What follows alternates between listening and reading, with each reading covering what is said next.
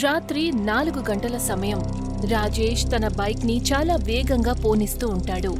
అప్పుడే బైక్ వెనకాల కూర్చుని ఉన్న తన భార్య ప్రీతి తనతో ఇలా అంటుంది, బైక్ స్పీడ్ ని ఇంకాస్త పెంచండి రాజేష్. ప్రీతి, ఇది రాత్రి సమయం. ఇప్పుడు నేను ఇంతకంటే వేగంగా అయితే బైక్ నడపలేను. రాజేష్, ఈ చోటు గురించి నేను చాలా భయంకరమైన విషయాలు విన్నాను. అంటూ ఉంటారు ఈ ప్రదేశంలో హాంటెడ్ చర్చ్ ఉంది అని. ఏంటి ప్రీతి, నువ్వు మోడర్న్ అమ్మాయి అయి ఉండి పాతకాలపు విషయాలు మాట్లాడుతున్నావు? ఉన్నట్టుండి రాజేష్ బైక్ జర్కులు ఇస్తూ ఆగిపోతుంది. ఏమైంది రాజేష్, నువ్వు బైక్ ఎందుకు ఆపావు? బైక్ నేను ఆపలేదు ప్రీతి, దానంతటా అదే ఆగిపోయింది. బహుశా టైర్ పంచర్ అయిందేమో. రాజేష్ బైక్ నుంచి దిగి 2 టైర్లను చూస్తాడు. ఓ మై గాడ్, ఇది చాలా దారుణం. బైక్ 2 టైర్లు పంచర్ అయిపోయాయి. అంతలో రాజేష్ చెవులకు ఎవరో ఆడమనిషి బాధతో అరుస్తున్నట్టు వినిపిస్తుంది. ఆ అరుపులు ఎదురుగా ఉన్న చర్చ్ లోంచి వస్తుంటాయి. దాని గోడ విరిగిపోయుంటుంది. ప్రీతి, ఆడమనిషి ఏడుస్తూ అరవడం చర్చిలో నుంచి వినిపిస్తుంది. మనం ఒకసారి వెళ్ళి చూడడం మంచిది. ఎవరో సమస్యల్లో ఉండాలనిపిస్తుంది.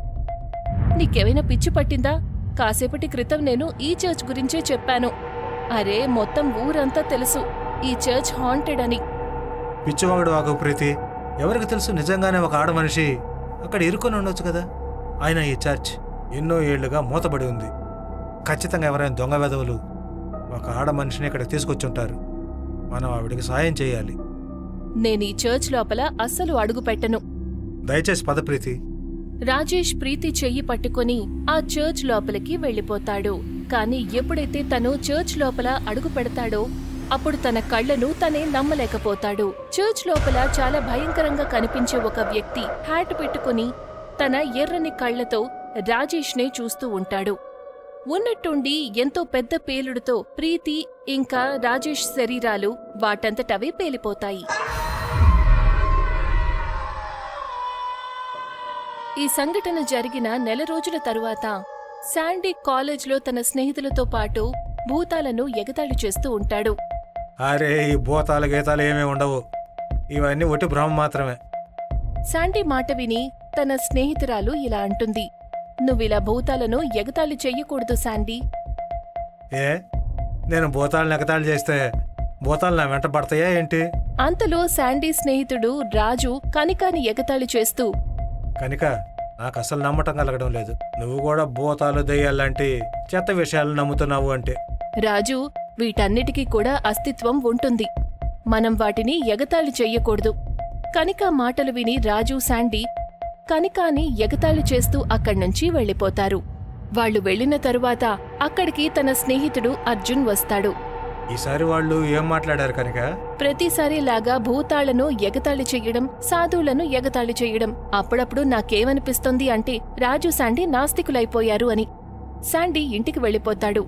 ఇంట్లో శాండీ వాళ్లమ్మ పూజలు చేస్తూ ఉంటుంది. అప్పుడే శాండీ వాళ్లమ్మతో, ఏంటమ్మా, నువ్వు భగవంతుని ప్రతిరోజు ఏమని అడుగుతావు? చెడు శక్తుల నుండి కాపాడుమని. అసలు ఈ ప్రపంచంలో చెడు శక్తులే లేవు, మరి భగవంతుడు ఏమని కాపాడతాడు? నీ నోటి నుండి మంచి మాటలు అసలు మాట్లాడవా? ఈ విధంగా చెడు శక్తుల్ని నువ్వు రెచ్చగొట్టకూడదు, లేకపోతే ఏదో ఒక రోజు అనవసరంగా ఇరుక్కుంటావు. నువ్వొట్టి పిరిగిదానివమ్మా. భూత ప్రేతాలు ఇవన్నీ పుస్తకంలోని మాటలే, అంతకంటే ఇంకేమీ లేదు.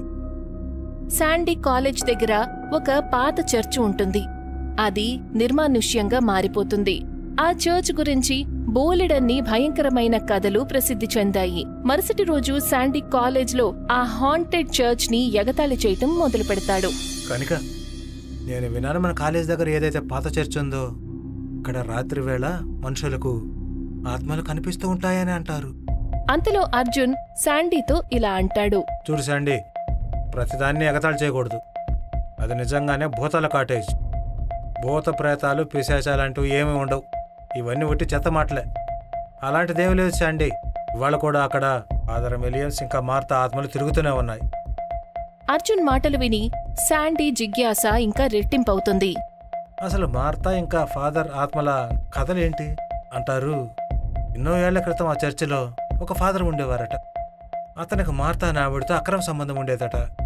దాని గురించి మార్తా భర్త చార్లెస్కి తెలిసినప్పుడు తన కోపానికి గురయ్యాడు.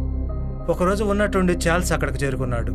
అతని చర్చిలోనే దాన్ని కూడా గొడ్డలతో నరికి చంపేశాడు. పుట్టిండి ఆ చర్చిలో మార్తా ఇంకా ఫాదర్ ఆత్మలు రాత్రి వేళ తిరుగుతూ ఉంటాయంటారు. సరే, మరొక కొత్త కథ చెప్పావు నువ్వు. దాన్ని కూడా వినండి. ఈ స్టూపిడ్ మనుషులు ఎప్పుడు అర్థం చేసుకుంటారో ఏమో. పంచలో మనిషి కంటే పెద్ద రాక్షసుడు ఇంకొకటి ఎవరు ఉండరు. ఇది అసలు కథ కాదు శాండీ, ఇదే నిజం. నేను ఇవాళ రాత్రి నిరూపించి చూపిస్తాను. ప్రతి కథలాగానే ఇది కూడా అబద్ధపు కథ అని. నేను మీ అందరినీ రేపు ఉదయం కలుస్తాను. ఇవాళ రాత్రి నేను ఆ దయ్యాల చర్చలోకి వెళ్ళి మీకు వీడియో కాల్ చేస్తాను. ఆ మాట చెప్పి శాండీ అక్కడి నుంచి వెళ్ళిపోతాడు. సాయంత్రం వేళ శాండీ తన బైక్ తీసుకుని రాజు ఇంటికి వెళ్తాడు. నాకు నమ్మకం ఉంది మై ఫ్రెండ్, నువ్వు నా దగ్గరకు తప్పకుండా వస్తావని. నేను అర్జున్తో ఛాలెంజ్ చేశాను. ఇవాళ రాత్రి నేను ఆ దయ్యాల చర్చ్కి వెళ్ళి అక్కడి నుంచి వీడియో కాల్ చేస్తాను అని. నా కోరిక ఒకటి, నువ్వు కూడా నాతో రావాలని. నువ్వు నన్ను దీని గురించి అడగాలా? నువ్వు రాకముందే నీకోసం ఎదురు చూస్తూ ఉన్నాను. రాత్రి 2 గంటలకి శాండీ ఇంకా రాజు బైక్ మీద కూర్చొని ఆ దెయ్యాల చర్చ్కి వెళ్లే దారిలో బయలుదేరతారు. 15 నిమిషాల్లో వాళ్లు చర్చ్ ముందుకు వెళ్తారు. చుట్టుపక్కలంతా కూడా నిశ్శబ్దంగా ఉంటుంది. వాళ్ళిద్దరికీ ఎదురుగా చర్చ్ గోడ పగిలిపోయి ఉండటం కనిపిస్తుంది. కాని ఎందుకో తెలీదు, రాజుకి మొదటిసారి భయం వేస్తుంది. శాండీ తన స్మార్ట్ ఫోన్ని తీస్తాడు. అక్కడ ఫోటోస్ తీయటం మొదలు పెడతాడు. ఏం చేస్తున్నావు శాండీ? ప్రతిసారిలాగానే ఫోటో తీస్తున్నాను, రేపు అందరికీ చూపించడానికి. కానీ మనం చర్చి లోపలికి వెళ్ళి అర్జున్కి వీడియో కాల్ చేయాలి కదా, మరి నువ్వు ఫోటోలు ఎందుకు క్లిక్ చేస్తున్నావు? వీడియో కాల్ అయితే నేను చేస్తాను రాజు, కానీ కొన్ని ఫొటోస్ కూడా తీసుకుందాం. ఇప్పుడు కాలేజీలో మిగతా వాళ్ళకు కూడా చూపించవచ్చు కదా. ఒకవేళ అర్జున్ మన మాట నమ్మలేదు అంటే ఇప్పుడు ఈ ఫొటోస్ బాగా పనికొస్తాయి. నాకు ఇలా చెప్పడం ఇష్టం లేదు, కానీ నాకు ఎందుకో మనం ఇక్కడి నుంచి వెళ్ళడం మంచిదే అనిపిస్తుంది. రాజు మాటలు విన్న తర్వాత శాండీ ఆశ్చర్యపోతాడు. ఇవాళ నీకు ఏమైంది రాజు? నువ్వెందుకు పిరికివాళ్ళ మాట్లాడుతున్నావు? నేను ప్రతి చోటికి నీతో వచ్చాను, కానీ ఎందుకో తెలీదు ఇక్కడ నాకు చాలా విచిత్రంగా అనిపిస్తుంది. నాకు ఎందుకు ఇలా అనిపిస్తుందో తెలియదు, కానీ ఇక్కడ మన ఇద్దరితో పాటు ఇంకెవరో ఉన్నారనిపిస్తుంది. ఇంత రాత్రి వేళ మన ఇద్దరం తప్పించి ఇక్కడ ఎవరూ లేరు. ఏమైనా ఉంది అంటే అది కేవలం నీ భ్రమ మాత్రమే. పద, మన లోపలికి వెళ్దాం. శాండీ ఇంకా రాజు ఎప్పుడైతే ఆ గోడను దాటడానికి అక్కడికి వెళ్తారో అప్పుడు సరిగ్గా అదే సమయంలో చర్చ్ లోపల ఒక ఆడమనిషి భయంకరమైన అరుపు వినిపిస్తుంది. ఆ అరుపు ఎంత దారుణంగా ఉంటుందంటే అది విన్న తర్వాత లోపల ఎవరినో చాలా దారుణంగా నిర్దాక్షిణ్యంగా చంపుతున్నారు అనిపిస్తుంది. ఒక్క క్షణం శాండీకి కూడా రోమాలు నిక్కపొడుచుకుంటాయి. నా మాట విను శాండీ, ఇక్కడి నుంచి వెళ్ళిపోదాం. నాకిక్కడ ఏది కూడా సరిగ్గా అనిపించడం లేదు. అంతలో మరొక అరుపు వాళ్ళిద్దరికీ వినిపిస్తుంది. ఆ తర్వాత అంతా నిశ్శబ్దంగా మారిపోతుంది. శాండీ భయపడిపోతాడు. కాని తనకి తెలుసు, ఒకవేళ తను వెనక్కి వెళ్తే అప్పుడు కాలేజ్లో అందరూ కూడా తనని ఎగతాళి చేస్తారు అని. ఎందుకు భయపడుతున్నావు? ఏమీ కాదు, నేనున్నాను కదా నీతో. నాతో పాటు పద. సరే పద, ఏమైతే అయింది. వాళ్ళిద్దరూ గోడని దాటుకొని చేతిలో ఉన్న ఫోన్ టార్చ్ వెలుగు సహాయంతో ముందుకి సాగుతూ ఉంటారు. అంతలో వాళ్ల వెనక ఏదో నల్లని నీడ నడవటం కనిపిస్తుంది. ఆ నీడ తన చేతిలో రక్తంతో నిండి ఉన్న గొడ్డల్ని పట్టుకునుంటుంది. శాండీ ఇంకా రాజు లోపల ఉన్న ఒక చాలా పెద్ద గదిలోకి వెళ్తారు. అదే సమయంలో వాళ్ల చెవులకు ఏదో పడిన శబ్దం వినిపిస్తుంది. ఉన్నట్టుండి వాళ్లకి చాలా పాతబడిన ఒక కుర్చీ వెనకాల ఎవరో కూర్చున్నట్టు కనిపిస్తుంది. వాళ్ల కళ్ళు ఎర్రగా ఉంటాయి. ఎవరక్కడ? మీరిక్కడేం చేస్తున్నారు? ఎవరో తెలియదు గాని తన కళ్ళు మాత్రం చాలా విచిత్రంగా ఉన్నాయి.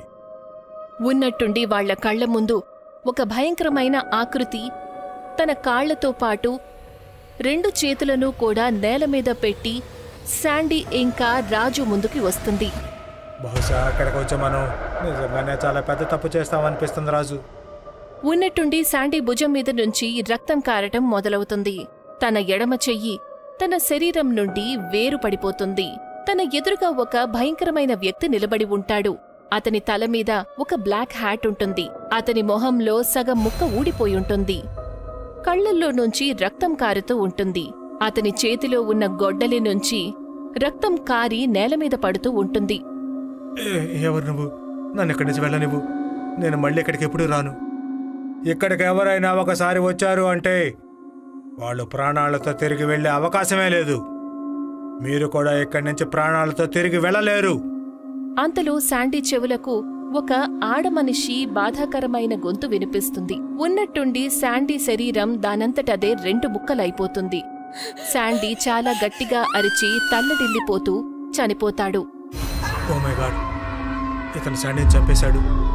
నేను ఇక్కడి నుంచి పారిపోవాలి, లేదంటే నన్ను కూడా ప్రాణాలతో వదలడు. అంతలో వెనక నుంచి ఒక ఆడమనిషి తన మెడను పొడవైన వేళ్లతో పట్టుకుంటుంది. రాజు ఎప్పుడైతే తన వైపు తిరుగుతాడో అప్పుడు వణికిపోతాడు. ఆమె కనుబొమ్మలు చాలా తెల్లగా ఉంటాయి. పళ్ళు మామూలుగా కాకుండా చాలా పొడవుగా ఉంటాయి. ఆమె తన పళ్లతో రాజు మెడను కొరుకుతుంది. రాజు బాధతో అరుస్తాడు, కాపాడండి, కాపాడండి. కాని తన అరుపు పిలుపు అక్కడ ఎవరూ లేకపోవడం వల్ల ఎవ్వరికీ వినిపించలేదు. మరుసటి రోజు రాజు ఇంకా శాండీ శవాలు పోలీసులకు చర్చ్ బయట దారుణమైన పరిస్థితుల్లో కనిపించాయి.